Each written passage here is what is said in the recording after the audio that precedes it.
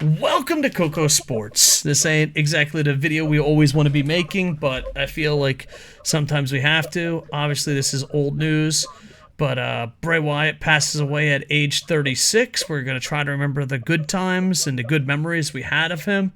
And 36, man, so young. Joined, as always, by Boom Boom. Boom Boom, welcome in, my friends. Well, it's good to be here. Wish it was under better circumstances, though.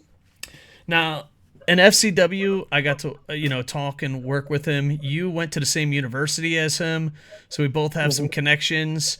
My friend James Legend runs a promotion that he lives near. He's from Florida area, and I don't know. It just hits you hard because like first you got Terry Funk, but he's up there in age. 36 is rough, hmm and being so young, and on top of that, just like he was so over. It wasn't my style of wrestling.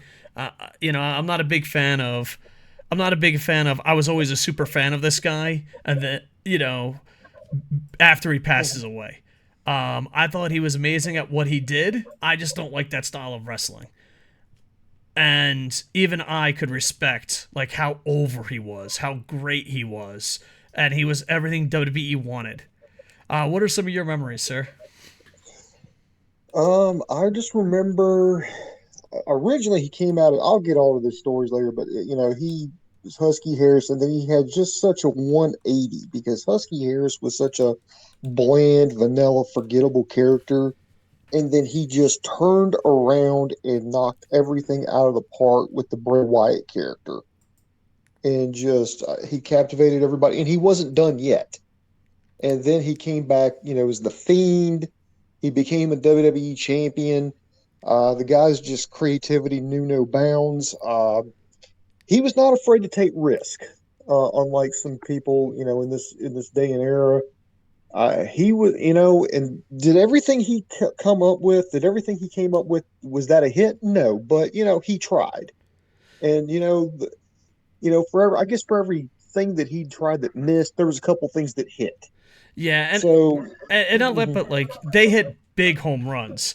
Like there's right. so many things that if they just let it play out, it's like, oh, he's Bray Wyatt, he's the Fiend, he's this, he's that, and it always seemed like someone in WWE just cut him short, and he would come back even stronger next time. It's like, well, you ruined him or buried him or whatever you want to say, and I don't know if it's because of characters like Bray Wyatt. I don't know if it's because Triple H is in charge, but it's kind of. I wish we could have saw what he saw. Is like hmm he would have this great idea. A corporation would screw up the idea. You'd think he's done. He'd have to come up with a brand new idea.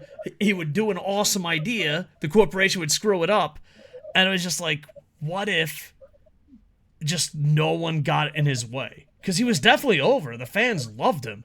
There's no denying that. hmm And he could have been this generation's Undertaker. He could have been this generation's as a spooky guy or supernatural guy.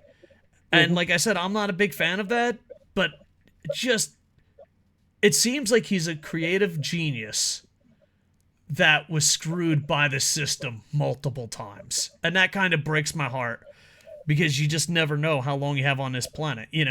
At Right. 36, you're like, well, no, he can rebuild himself. He's done it. And I think, fan or no fan of his, I think a lot of people would love to see him run creative or run with what he's got going. Right.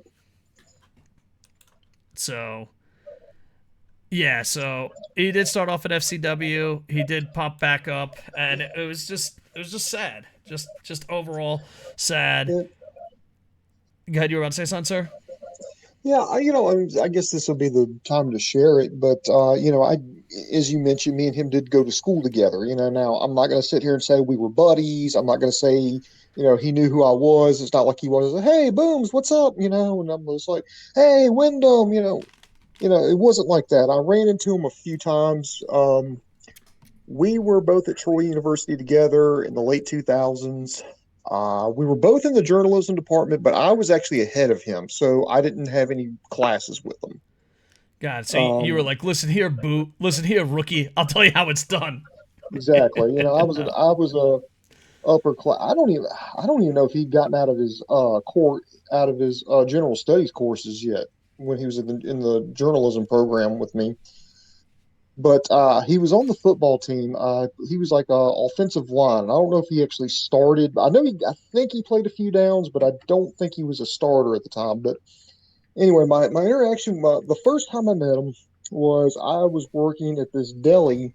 There's a mom and pop deli at the end of George Wallace Drive in Troy. It's not there anymore, but I was working there, and he came in, and the owner, she was like this little old lady, and she was like, "Oh yeah, yeah, I'm doing dishes in the back." And he was like, "Oh yeah, yeah, I heard you. Your daddy was a wrestler." And I was like, "Oh yeah, my grandfather was a wrestler." And I was like, "Who the fuck?" And I turned around, and it was him. And he was like, "Yeah," because his dad was Captain Mike Rotundo, better known as IRS, and his grandfather is Blackjack Mulligan. And I was just like, "Oh, kind of blown away that here's this guy, he's got a wrestling lineage, and he's here at Troy." And then next thing I know, I think I'd seen him a few more times in and out there. But then next thing I know, he left school.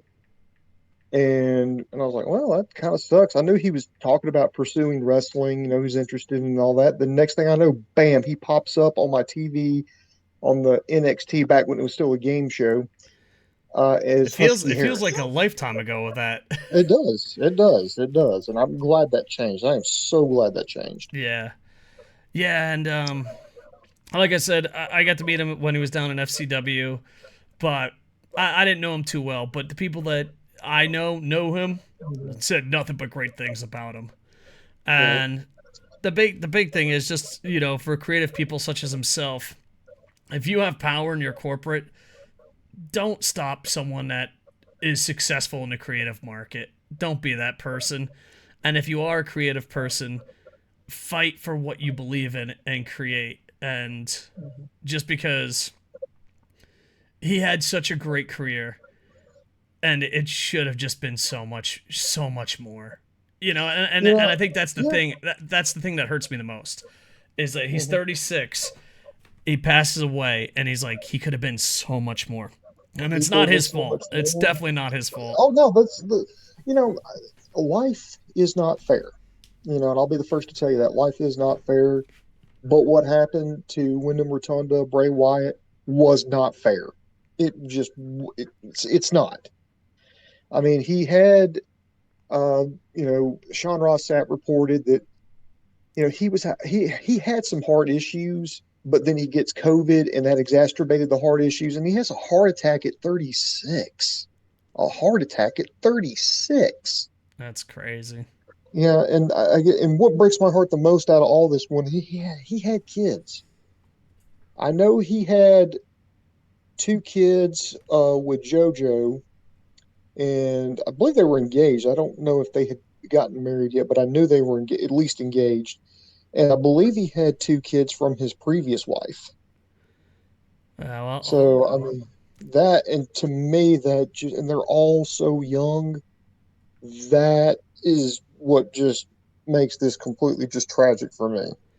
yeah. So hopefully we keep his memories alive. Hopefully his family is set. Hmm. And he does have a brother. Most people know him as Bo Dallas. I think he was playing a different character. So hopefully, the family can be strong and keep moving forward in such a sad story. So Right. And I'll give props to WWE. They handled the tribute and all that stuff very well, very professionally. They did a 10 bell salute for him and Terry Funk. it, They it had LA Knight came out and said some kind words, and they ended it with his lantern in the ring. So props to WWE for handling that. That was done. I don't think I could have done it any better. I just think recently WWE has just been ran so much more, and you have to if you're in charge of creative people, you have to let them shine because you just never know. And you also don't know how long. I don't always agree with Dana White, But he's like, you have to put on the super fights. You have to push people to the moon, because it's pro wrestling and fighting and life can be so short. So, yeah. And here's one thing that I think I'll remember Bray Wyatt for the most is that he brought in, and this is what Vince and WWE always wanted. He brought in a lot of non-wrestling fans. There are people that are not big pro wrestling heads like me and Boom Boom, and we'll go across the earth to look for 5-star matches. Um, there's that, they're always going to be there. But to bring in a guy that's like, I don't watch wrestling, but I love Bray Wyatt. Oh, I don't like wrestling, but this Bray Wyatt guy's got me interested. And that's it. Like when he was doing remember he was like giving little hints and clues. When he was doing that, it took, our Twitch by storm. Almost every Twitch channel was talking about it. Yeah, and it was just like, these are video game players or sports guys. These are not wrestling guys. And he was good enough to make non-wrestling fans find pro wrestling interesting. And that is a very hard task to do. That is not easy. And he had that skill. So that's what I'm going to remember for him. All right, last thoughts, Boom Boom? Uh, just a great mind, a great person taken way too soon. Just way too soon. He'll go down. He'll be remembered. I think history will remember Bray Wyatt fondly as just a creative mind, a guy who loved wrestling, who loved his family, and he will be missed. He will. God, I'm missing him already, but yeah, he'll be missed. Remember the good times and don't take your life for granted. Try your best and tell your family you love them. Tell your loved ones you love them. All right. I would say like, comment, subscribe, but it feels kind of weird. But rest in peace, and thank you very much.